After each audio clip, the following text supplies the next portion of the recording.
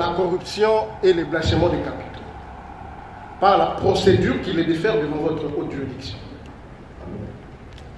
Votre honneur, d'entrée des jeux, vous allez constater qu'on aurait pu ou qu'on aurait dû procéder par la procédure normale.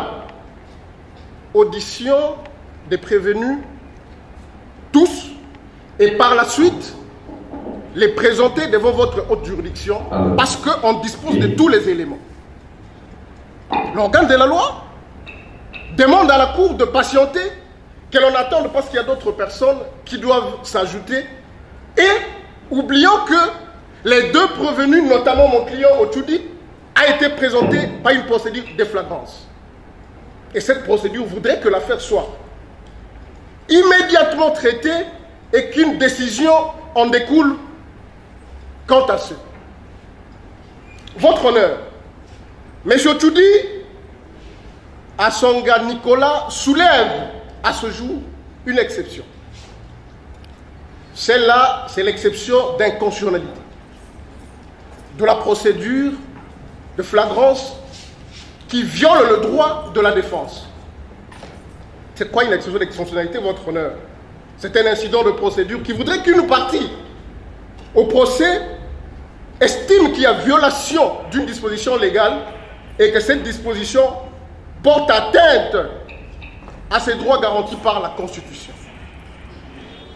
Votre honneur,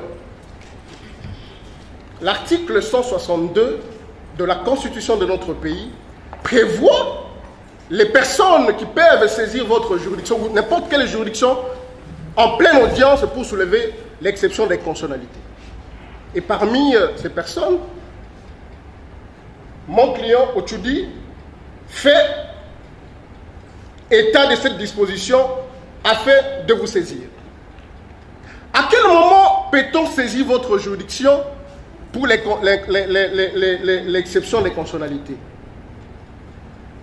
Il y a eu conflit entre une circulaire de votre juridiction, mais l'arrêt sous R-Cons 1272 a réglé cette situation, estimant que l'inconstitutionnalité est une exception d'ordre public et qu'elle peut être soulevée à n'importe quel moment afin que le juge saisi en pleine audience puisse surseoir jusqu'à ce que la Cour constitutionnelle, qui est compétente conformément à l'article 162, statue. Et voilà, Monsieur le Président, nous venons de la soulever aujourd'hui.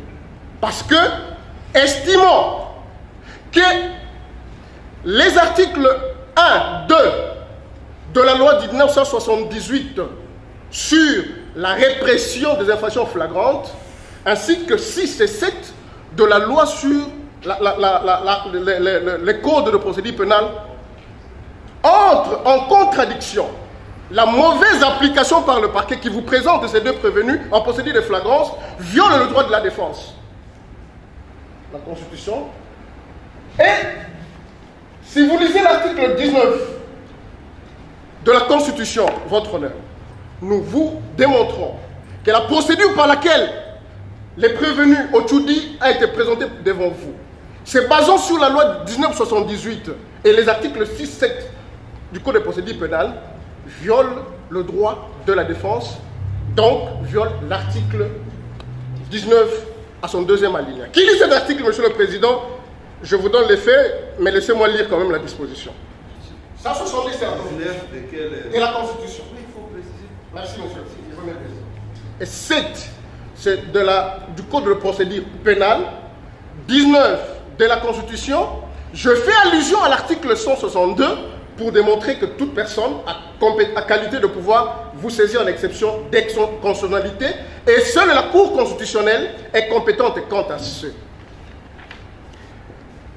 La mauvaise application, Monsieur le Président, de cette disposition de la loi nous conduit aujourd'hui à la présentation de cette exception d'inconstitutionnalité qui peut être présentée à tout moment, comme nous l'avons dit, en évoquant l'arrêt R.